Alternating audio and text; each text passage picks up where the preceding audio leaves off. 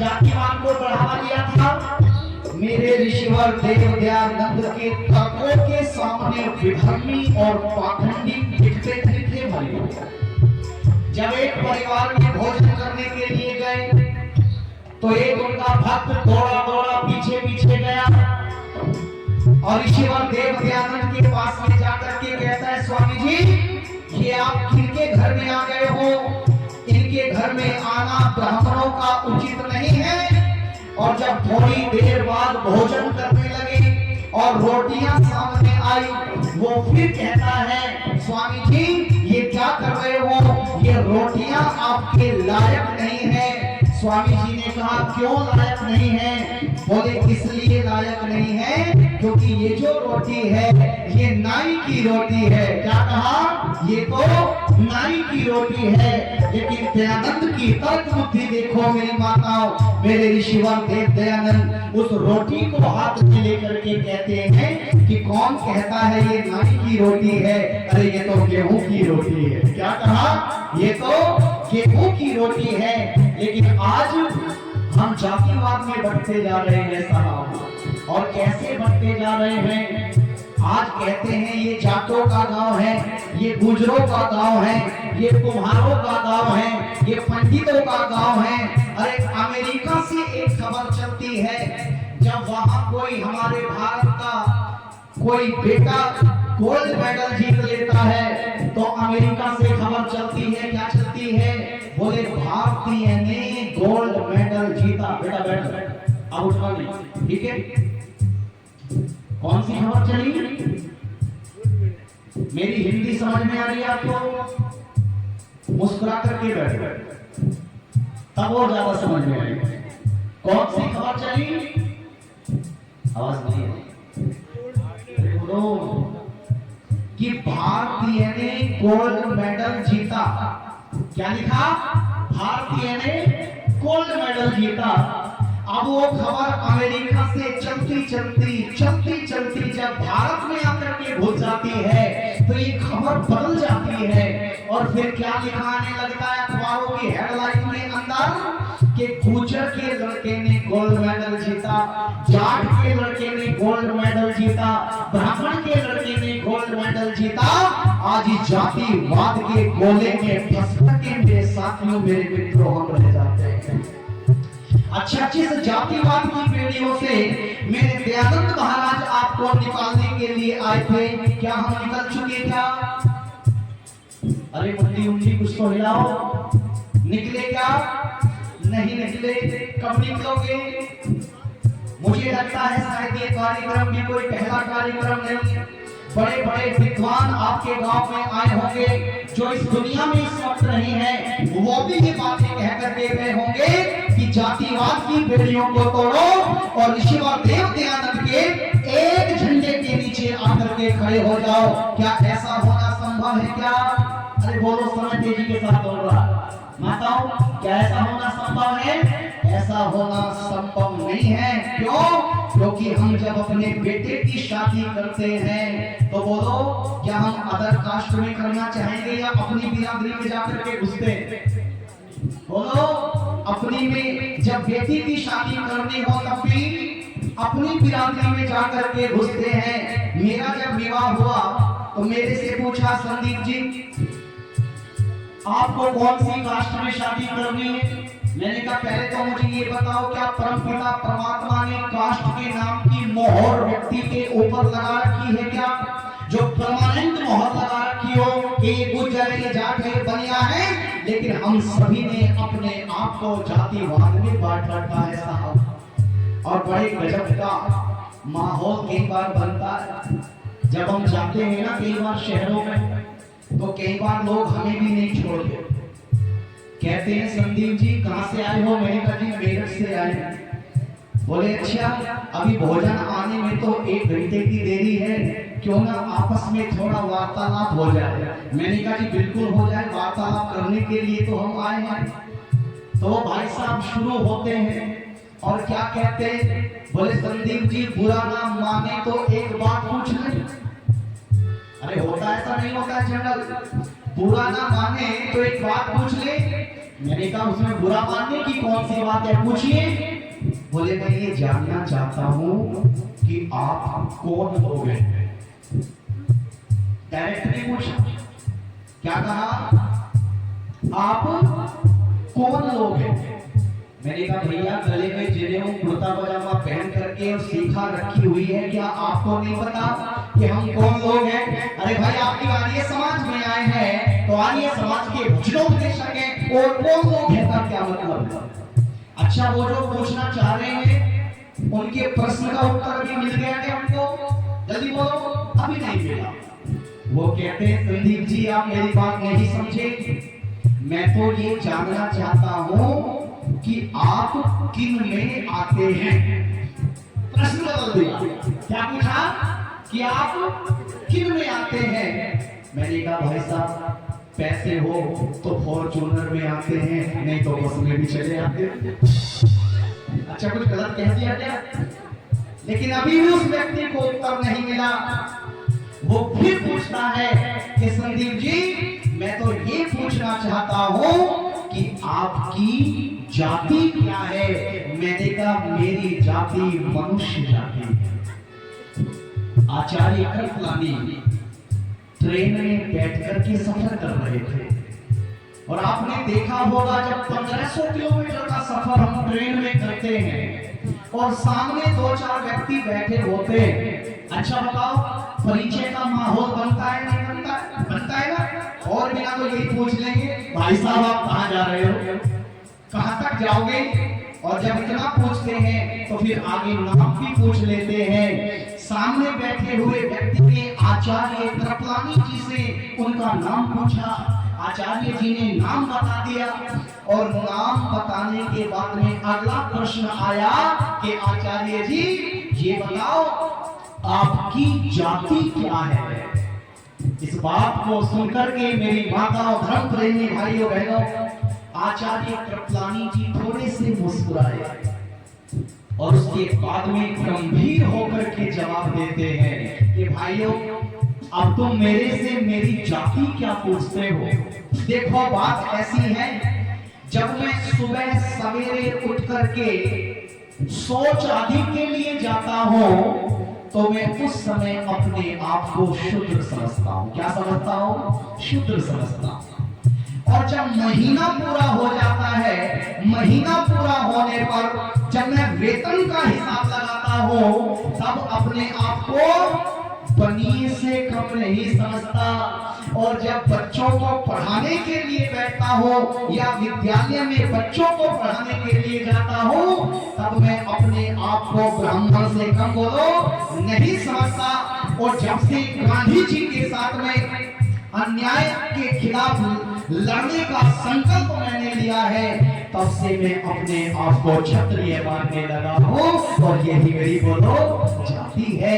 हमें सीखना चाहिए आचार्य कृपलानी जी से मेरे साथियों। लेकिन आज ऋषिवर देवदयानंद जहां से हमें बचाने के लिए आए थे हम वहीं गिरते जा रहे हैं, वहीं ढलते जा रहे हैं। आइए अंतिम लाइन आनंद लीजिएगा। तुम नहीं आते तो हम तो ठीक गए होते, तुम नहीं आते तो हम तो मिट गए होते, जालिमों के मजहबों में फट गए होते।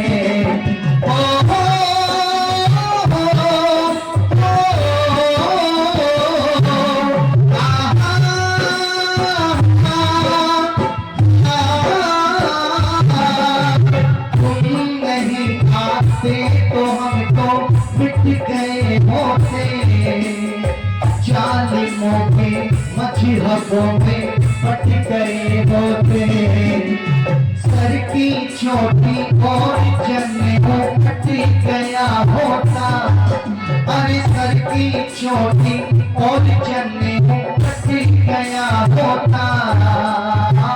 आज मेरा घर में बैठ कर लुट गया होता, सर की चोटी और जन्म कट गया होता, घर में बैठ आज मेरा लुट गया होता।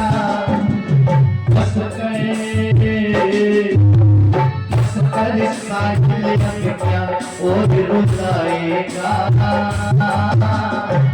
कर साहिल अब क्या और रुलाएगा, प्यार भुला ना पाएगा, जिंदगी में सारा जीवन प्यारा, जिंदगी में सारा जीवन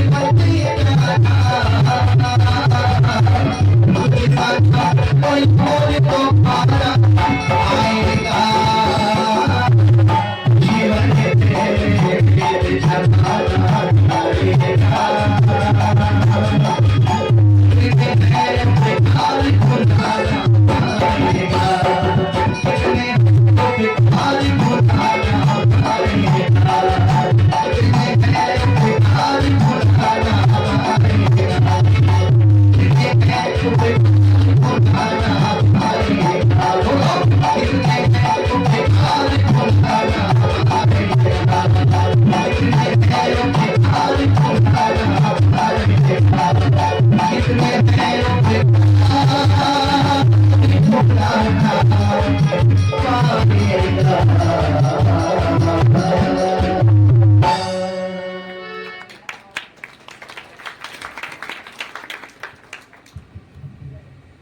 मंच पर उपस्थित सभी विद्वत मंडल,